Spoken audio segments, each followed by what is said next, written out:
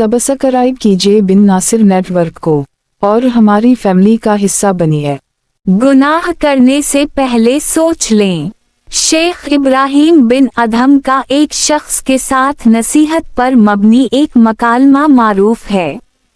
एक शख्स इब्राहिम बिन अदहम के पास हाजिर होकर उनसे अर्ज करने लगा, नौवारद शख्स, मैंने बहुत गुनाह किए हैं, आपसे ये दरख्वास्त है कि आप मुझे नसीहत फरमा दें कि आइंदा मेरा नफ्स मुझे गुनाह पर आमादा ना काफरे सीन काफिए।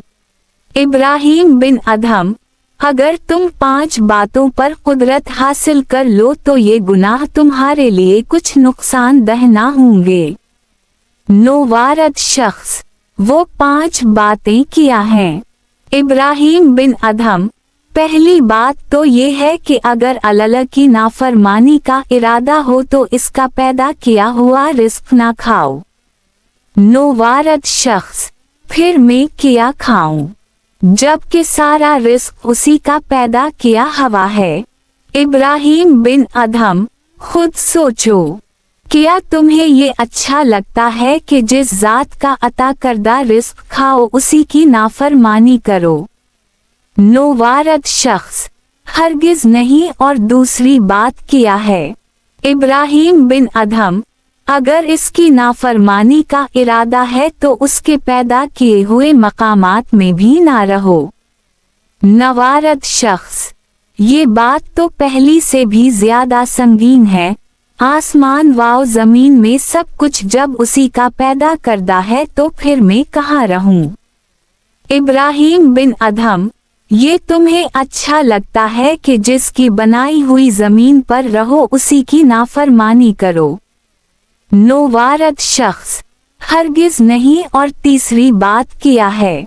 इब्राहिम बिन अदहम, जब तुम उसके रिस्क को खाने और उसी की जमीन पर रहने पर मजबूर हो तो ऐसा करो, किसी ऐसे मकाम पर जाकर गुनाह किया करो जहां वो तुमको ना देख सके।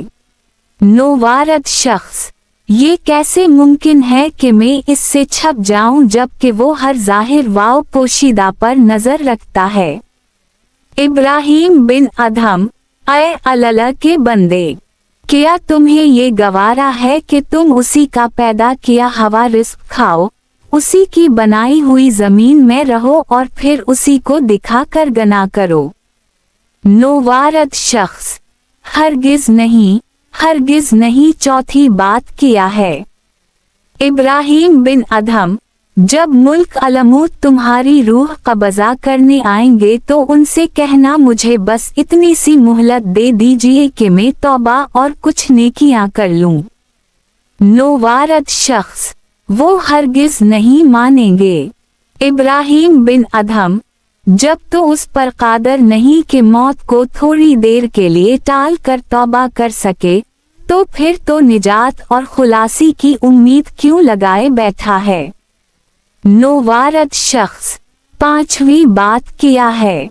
इब्राहिम बिन अदहम, जब क़यामत के दिन फरिश्ते तुम्हें जहन्नम में डालने को चले तो तुम उनके साथ मत जाना।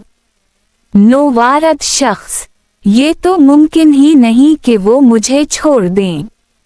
इब्राहिम बिन अदहम, फिर तो निजात की उम्मीद कैसे लगाए बैठा है? नवारद शख्स, जनाब इब्राहिम साहब, मैं समझ गया, मैं अल्लाह से माफ़ी चाहता हूँ और इसके हुजूर तौबा करता हूँ।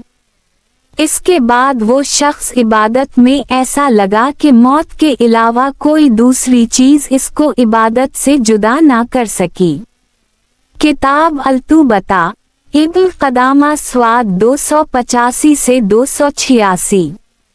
तर्जुमा मुहम्मद ताहिर नकाश।